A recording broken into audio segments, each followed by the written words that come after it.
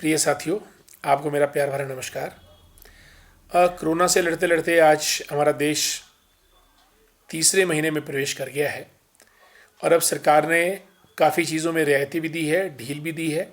चाहे वो परिवहन की व्यवस्था हो, आने जाने की हो, दुकान खोलने की हो या बसों के आवागमन की हो, मंदिरों में जाना, शॉपिंग करना, इन सब चीज़ों में सरकार ने जितनी ढील दी जानी चाहिए थी, मेरे ख्याल वो दी है।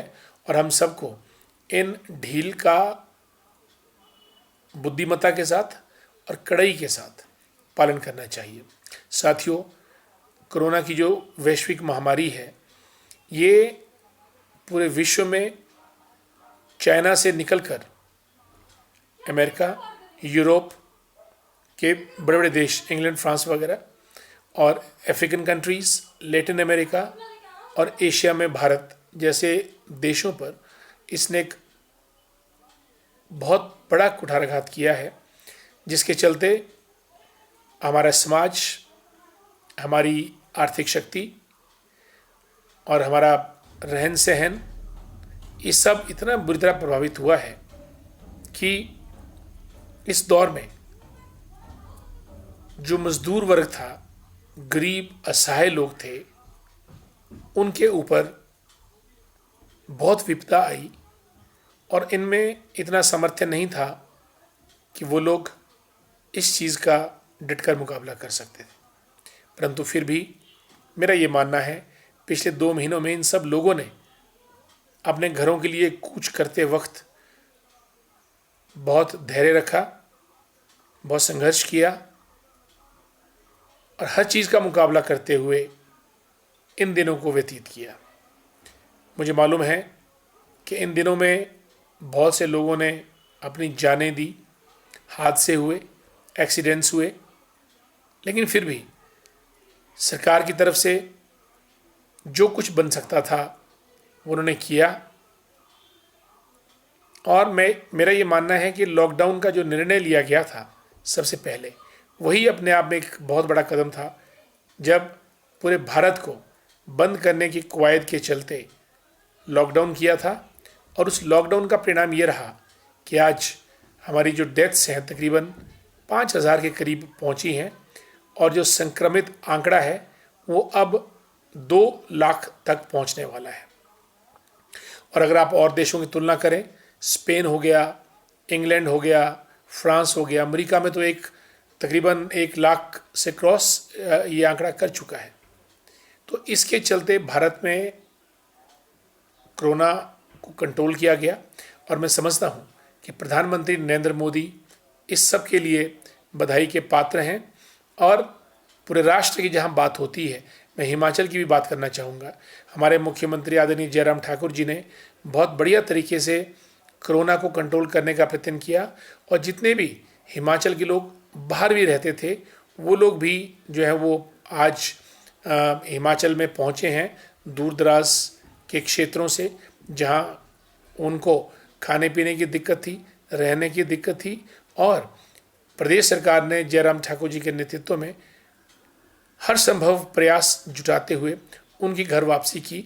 और ऐसा नहीं, उनको एहतियात के तौर पे इंस्टीट्यूशनल क्वारंटाइन किया या फिर होम क्वारंटाइन किया। और आज हिमाचल में बेशक केस छिटपुट तरीके से बढ़ रहे हैं, लेकिन फिर भी ओवरऑल जो है वो स्थिति कंट्रोल में है।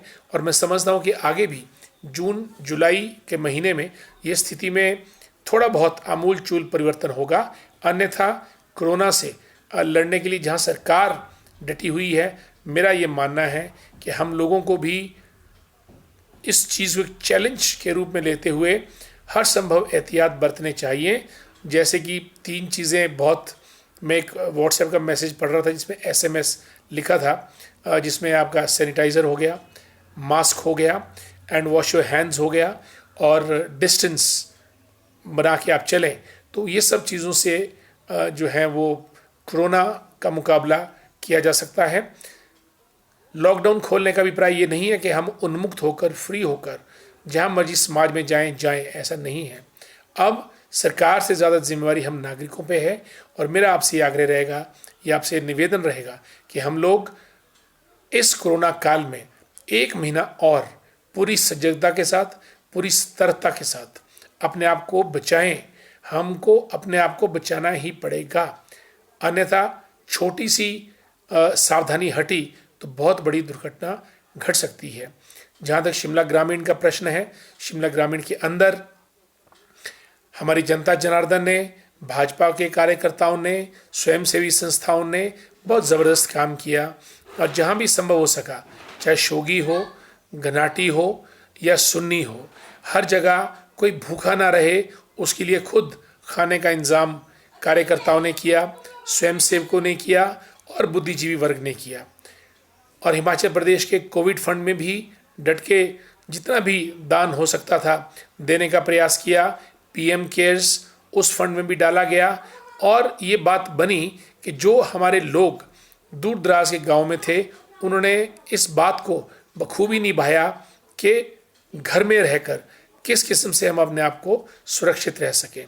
और कई जगह पर तो हालत ये थे कि जहाँ लोग, बाहर के लोग हिमाचल में थे, उनको खाने को नहीं मिल रहा था। स्थानीय लोगों ने, मैं ख़ास तौर से घनाटी का जिक्र करना चाहूँगा और सुन्नी का जिक्र करना चाहूँगा। दोनों जगह पे छविंदर पाल जी सुन्नी में थे और रोशन ठाकुर जी इन्होंने घनाटी में काम किया।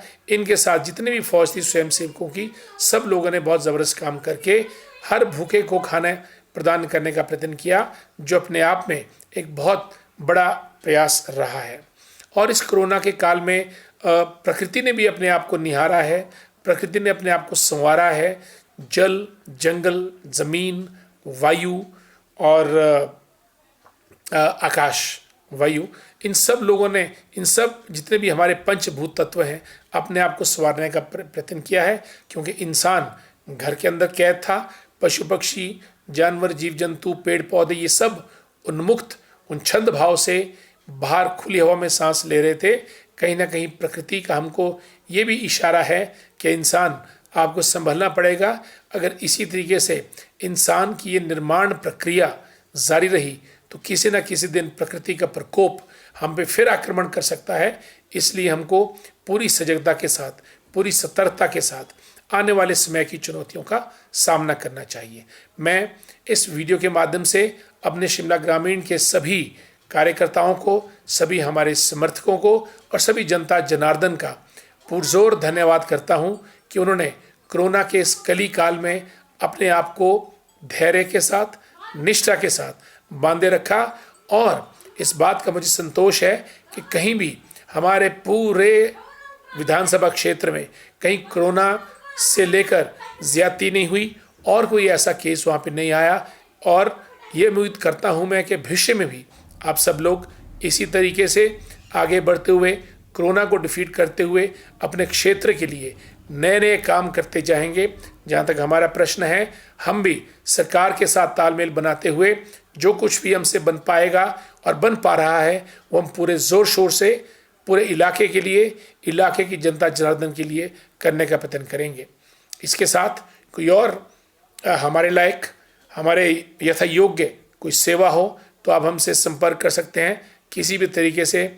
और फिर से इस बात का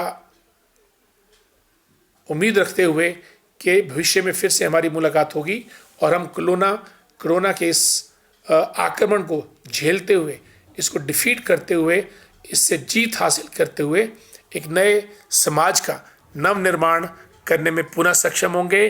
धन्यवाद। जय हिंद, जय भारत।